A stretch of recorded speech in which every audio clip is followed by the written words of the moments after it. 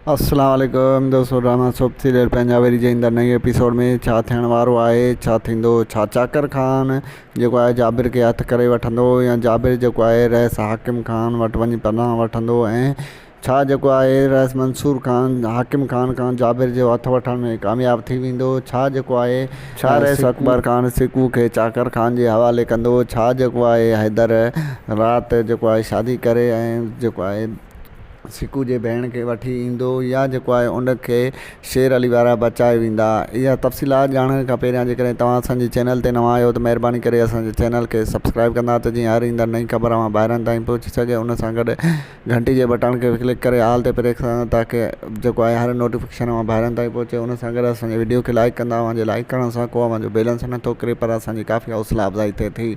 दोस्तों हलूं था ड्रामे जे तरफ़। दोस्तों ड्रामा सोप सीरियल पंजाबी जे ईंदड़ नए एपिसोड में तमामु घणो मज़ो थियण वारो आहे। दोस्तों अव्हांखे ॿुधाईंदा हलूं त हाणे जेको आहे हिन ड्रामे में 4 रहिस थी विया आहिनि। हिकिड़ो मंसूर अली खान, अकबर खान ऐं उन खां अलावा हिकिड़ो नओं अदाकार ॿियो बि आयो आहे जंहिंजो नालो हाकिम खान आहे। दोस्तों अव्हांखे ॿुधाईंदो हलां त हाकिम खान जाबिर खे पनाह ॾींदो ऐं जाबिर खे पाण वटि रहाईंदो। जंहिं खां पोइ चाकिर खान उन ते तमामु घणो गुस्से में हूंदो ऐं उहो मंसूर अली खान खे दांह ॾींदो। मंसूर चवंदो त तव्हां घबरायो न, मां जेको आहे मंसूर मां जेको आहे हाकिम खे पंहिंजे ॻाल्हियुनि में घुराए करे उन खां जेको आहे जाबिर जो हथु वठी करे ऐं अव्हां जे हवाले ज़रूरु कंदुसि।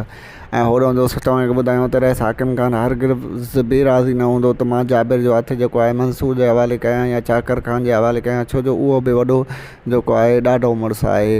ऐं होॾो दोस्त तव्हांखे ॿुधायूं त अकबर खान बि जेको आहे कॾहिं बि चाकर खान जे हवाले सिकू खे न कंदो। उहो चए थो त हर शर्त में मां जेको आहे सिकू खे पाण वटि रखंदुसि, छो जो मां उन सां वाइदो कयो आहे। हाणे मां उनखे कॾहिं बि जेको आहे पंहिंजी वाइदे ख़िलाफ़ी न कंदुसि, न ई जेको आहे चाकर खान जे उनखे हवाले कंदुसि। ॻाल्हियुनि करण खां पोइ चाकर खान जे हवाले सिकू खे कंदुसि। ऐं होॾो दोस्त तव्हांखे ॿुधायूं त शेर अली वारा जेको आहे सिकू जी भेण ऐं सिकू जे घर वारनि खे बचाए ऐं जेको आहे महफ़ूज़ जाइ ते राति मुंतक़िल करे छॾींदा। ऐं हिकु ॿियो सदमो हैदर खे लॻंदो ऐं पोइ हैदर बि तमामु घणो कावड़जी वेंदो। सांवल वारा ऐं चाकर खान तमामु घणे कावड़ में अची वेंदा ऐं पोइ शेर अली वारनि जो ख़ैरु न हूंदो।